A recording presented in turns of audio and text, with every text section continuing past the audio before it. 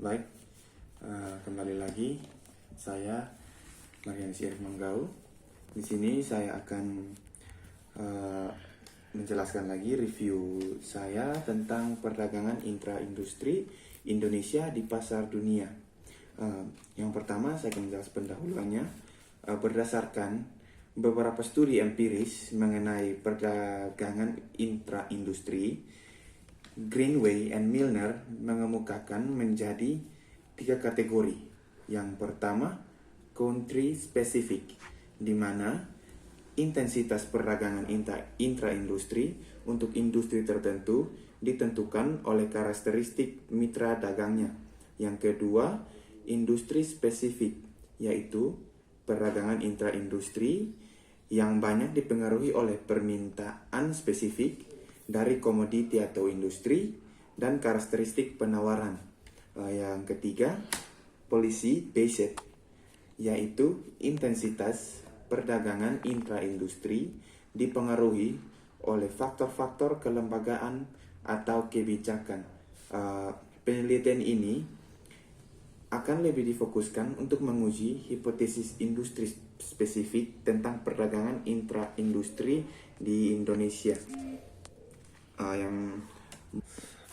Di sini saya akan menjelaskan tentang tinjauan kepustakawan. Yang saya ambil dari tinjauan kepustakawan adalah timbulnya perdagangan intra-industri sendiri didasari oleh pertimbangan untuk memperoleh keuntungan dari skala ekonomis dalam produksi suatu produk.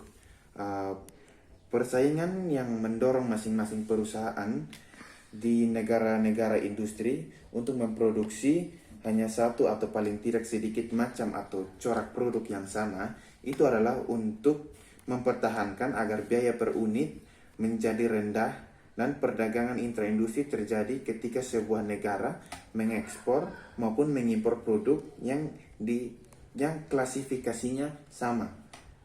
Yang berikutnya saya akan menjelaskan tentang metode penelitian.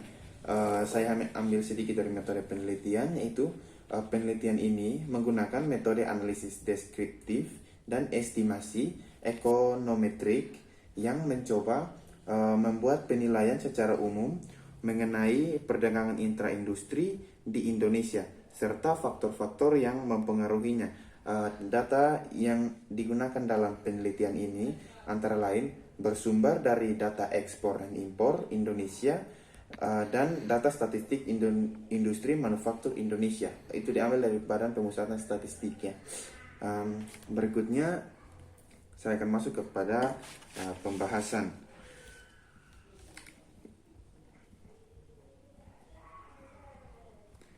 Pembahasannya yang saya ambil adalah pada perdagangan intra-industri dapat dilihat dari dua sisi, yaitu intensitasnya dan dari nilai perdagangannya.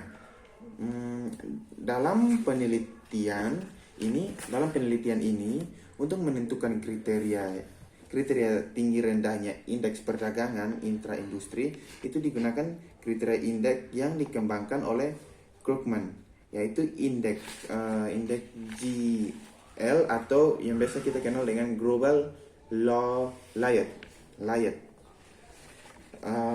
Itu dikatakan tinggi jika indeks GL dikatakan tinggi jika bernilainya lebih besar daripada 40%. Begitu sebaliknya akan dikatakan rendah jika nilainya kurang dari 40%. Di sini saya akan menjelaskan lagi tentang pembahasan hasil penelitian dimulai dengan menampilkan indeks PII industri manufaktur yang sekaligus dikonversi dengan ASIC 3 digit tahun 1980. Dan di sini saya akan menjelaskan tentang intensitas PII Indonesia tahun 1980 sampai 1997. Di bagian ini membahas tentang intensitas perdagangan intra-industri Indonesia tahun 1980 sampai 1997 yang dilihat berdasarkan kelompok industri menurut ASIC atau ISIC maupun komoditas komoditas ekspor industri menurut SIK dalam tabel 2 bahwa selama kurun waktu 1980 sampai 97 ada 12 kelompok industri yang cukup konsisten mempunyai tingkat intensitas PII yang tinggi.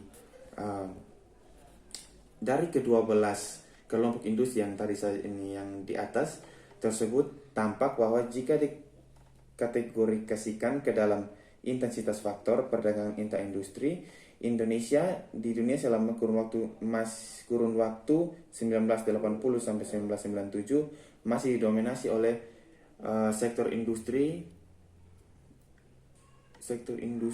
ULE atau Unskilled and Labor Intensive.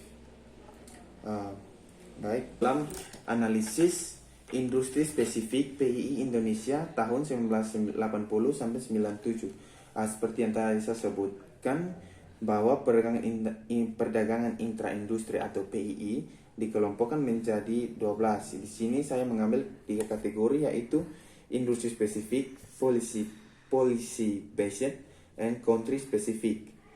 Itu menurut Greenaway and Milner. Dari ketiga kategori tersebut, penelitian ini menekankan pada kategori industri spesifik. Penelitian perdagangan intraindustri untuk kategori ini menggunakan model ekonometri.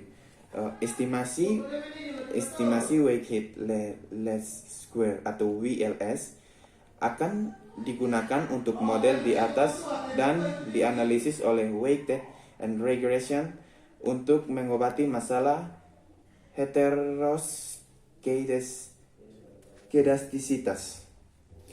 Menurut Gujarat mengemukakan bahwa ketika data yang diteliti, terutama cross sections yang melibatkan dari perusahaan industri besar atau kecil, maka heteroskedastisitas akan muncul karena datanya sangat heterogen.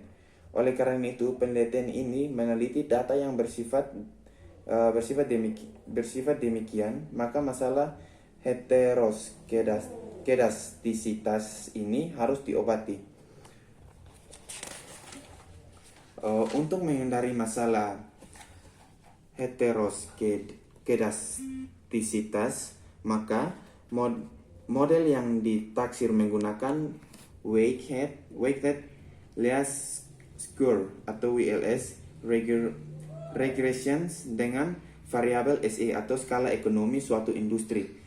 Dengan weight variabel dengan regresi WLS ini, maka masalah heteroskedastisitas dapat diatasi. Baik, mungkin sekian dari saya.